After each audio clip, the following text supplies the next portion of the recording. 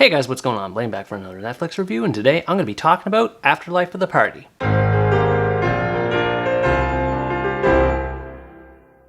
Afterlife of the Party is a supernatural comedy that tells the story of Cassie, a young woman who's obsessed with drinking and partying to the point that it alienates her best friend and roommate Lisa. After the two have an argument about whether or not their friendship means anything anymore, Cassie comes home late at night from a party, wakes up the next morning and goes to the bathroom to fix herself up, only to unexpectedly trip and hit her head in the toilet and die on impact, resulting in her being transported to another realm called the In-Between, where she's assisted by an angel named Val. Val states that in order to gain favor and move on to the above as opposed to the below, respectively implied to be heaven and hell, Cassie has to complete a variety of tasks associated with a list that has Lisa's and her parents' names on them, basically to make amends with those characters and to help them move on with their lives before Cassie herself moves on to the afterlife. So while there are plenty of comedic situations that are attached to the scenario, I had to be honest and say that I was actually surprised at how dramatic the final product turned out to be, as well as how effective the drama was overall. I think a lot of that is due in part to the memorability of the characters. Victoria Justice plays the lead role of Cassie in this movie, and I gotta say, I was totally taken aback by how well she performed in this movie.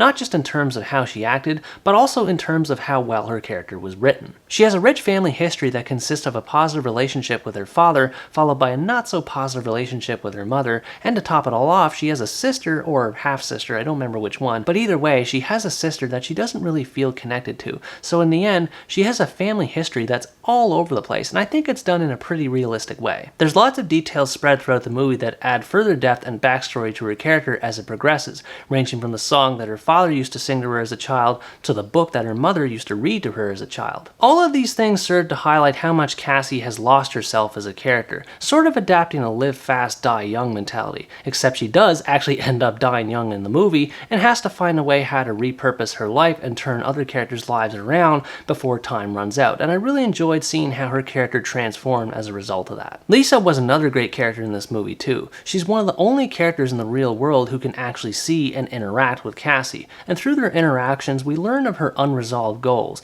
including her not asking out the cute guy that lives down the hall in her apartment, and her not applying for a dream job due to her lack of confidence. I really enjoyed seeing her become happier and more fulfilled as the movie went along with its story, and seeing the relationship between her and Cassie improve as well, especially that it didn't start off on a very positive note. Cassie's guardian angel Val is definitely my favorite though. Unfortunately, she doesn't have as much screen time compared to the other characters, but the filmmakers definitely made good use of her when they could. She has some of the funniest and most memorable dialogue in the movie, and it's an absolute treat to watch her whenever she's on screen. I went into this movie fully expecting it to be an obnoxious comedy that had a few funny moments here and there, but ultimately wouldn't be anything to write home about. However, and as I already mentioned earlier, not only did the comedy turn out pretty good, but the drama was even better. For the most part, I think the movie is pretty good at balancing the two elements. The tonal shifts can be pretty jarring when they do occur. At times, the movie tends to lean more toward being sad than it does toward being funny, especially towards the end of the movie.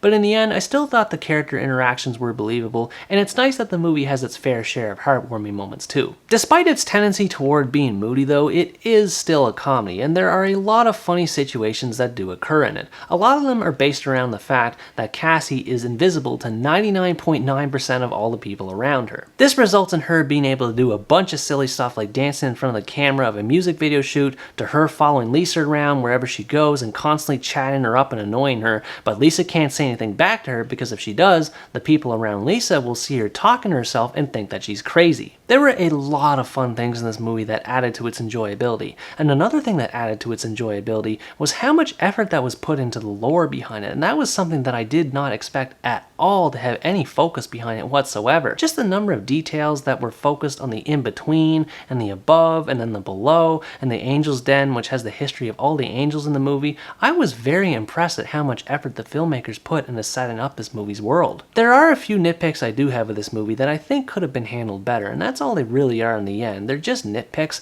but when you add up enough of them together, they do make the movie a bit less special. The biggest problem that I have with this movie is that Cassie is unable to touch everything in her environment. Random everyday objects she can, but when it comes to the characters around her, she never so much as lays a finger on them. I think there was a lot of wasted potential there as far as the comedy was concerned. If the movie spent a little less time focusing on being dramatic and more so toward being humorous and all the hilarious hijinks that could have come off of Cassie's metaphysical form playing pranks on all the characters around her, I think the movie would have fared much better. I also think it's weird how Val mentions that animals are more receptive to the spirit world compared to humans, but there's only one scene where it's really brought up, and that's the scene where Val talks about it in the first place.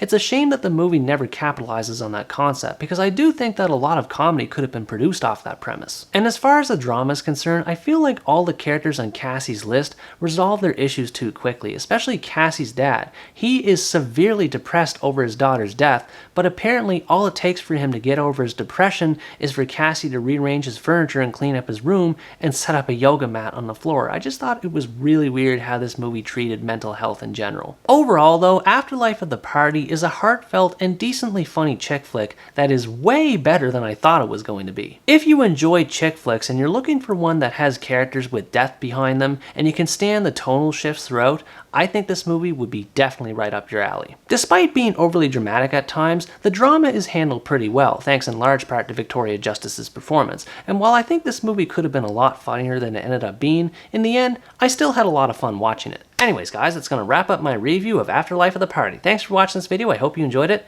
and as always stay tuned for the next part, where next time I review the American biographical drama, Worth. Bye bye!